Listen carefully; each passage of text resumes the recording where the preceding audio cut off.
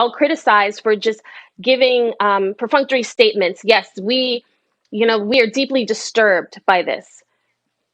Yes, it's a statement, but those words really said nothing because, yeah, we should all be disturbed by these allegations. But after reading that statement, did anybody feel better or feel like, okay, those were the words we needed this time? No, because at this point, the league can't do it. It doesn't know anything. It's still investigating.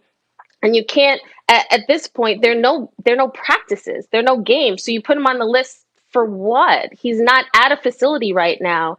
So I think that the league adding him to the commissioner's exempt list would just be another step that makes the league look like, oh, it's just doing something to do something. And that's not what's needed right now. As the situation plays out, if this escalates, if more women come forward, if criminal charges are brought against him, then the league can actually do something. But this gray, murky area where no one really knows anything, that's a difficult spot for the league to be in.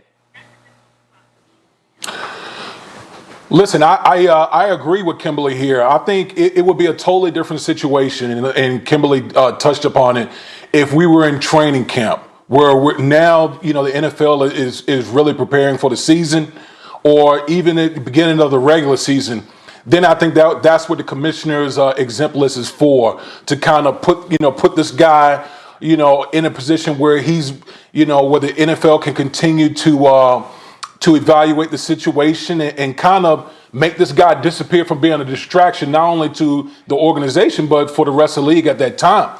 We're in the off season where, we haven't even hit the NFL drafts yet. So I think there's plenty of time for the league to continue its investigation into these allegations against Deshaun Watson. Obviously, the team is doing it. But I just don't think that, like Kimberly said, just to stash a guy on the exempt list just to do it, I don't think that's the purpose of the list right now. And there's plenty of time before we hit actual games, before I think the NFL has to consider making that type of move.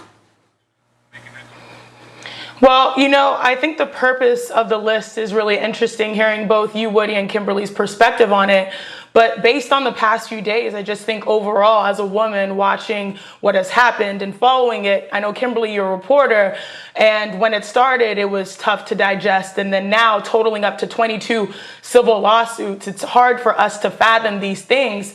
And then now, yesterday or the day before, we've seen some of the victims, and to put a face, to put feelings and emotions to those names that we have been reporting, it's an emotional process for all of us as fans of the sport. This is really tough to process. And again, we'd be remiss to not say, as women here in the sports world, we stand by women that bravely tell their stories, knowing that that is truly the most difficult thing to do. But we also know that there is due process of law, and that Deshaun Watson will probably have his opportunity, because it's been kind of radio silence since, his lawyers and his representatives have said, hey, this is not what it seems to be. Well, that's why the law steps in to handle that process. The legal process plays out. And it's really interesting to see also yesterday that Nike has, quote, suspended his contract, while Beats has terminated his endorsement contract. And in unprecedented situations like this, I think that's where the public pressure to do something, even if it is putting him on the commissioner's exempt list, while it is, not necessarily its purpose, I think as time goes on, because this is a lengthy process that's being reported on, and just knowing the legal process, it's going to be hard to sort of quell that public angst. And I think it is uniquely positioned in moments like this, maybe to reevaluate and look, because obviously that exempt list, and this is where I go back to you, Kimberly, means he would potentially maintain a salary. He just would not be an active player currently. And so based on the gravity of the women's claims, by removing him temporarily from the Texans, it seems like a lot of people are bringing up the commissioner's exempt list to sort of be that vehicle to address the gravity, but also know that it gives due process a chance to play out as well.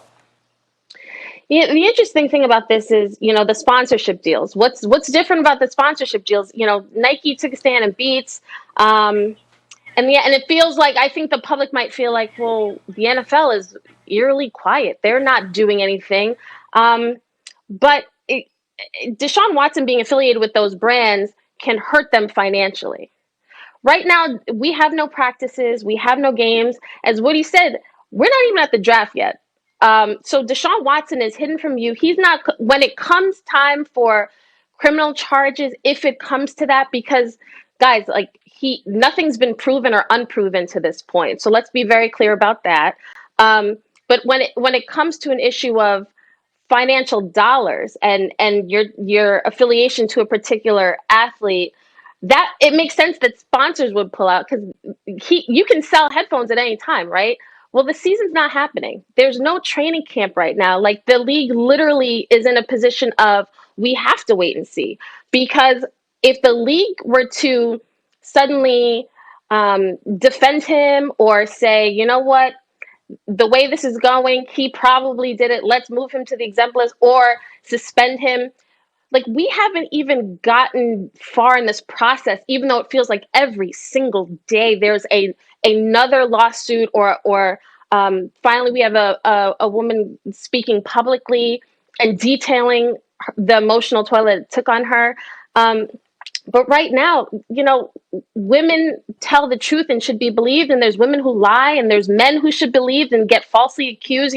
This is a very, like, murky situation, and you have to be really, really careful when you want people to start acting when we don't have enough information. Yeah. And Kimberly, you had mentioned that the NFL was being eerily quiet. NFL spokesperson Brian McCarthy did speak up this week in regards to these allegations, and he called them, quote, deeply disturbing. But really, that's all that's been said by the NFL thus far. Woody, I want to know, though, if this situation continues down the path it's on right now, which is very unfortunate, do you believe that Watson will be placed on the exempt list before week 1?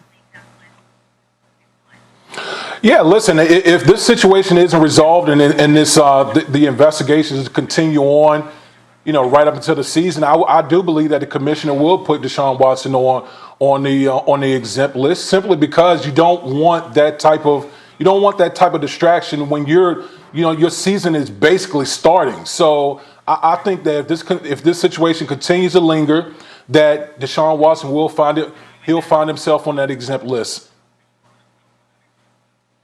Okay, so one more thing to add, along with the Nike deal, along with the Beats by Dre deal, also Reliant Energy, which owns the naming rights to the Texans Stadium in Houston. They are also saying that Watson will no longer be a brand ambassador for them. They do add, though, that their partnership that it currently stands was scheduled to end prior to these allegations coming out, but they said they do not plan on working with the quarterback moving forward. So a lot of things happening in regards to Deshaun Watson and his partnerships right now. All right, Damian, you are sticking with us because we still have a lot more NFL to get to, including talking about one of your former teammates. With the Bucs bringing back the squad, is there anything that can stand in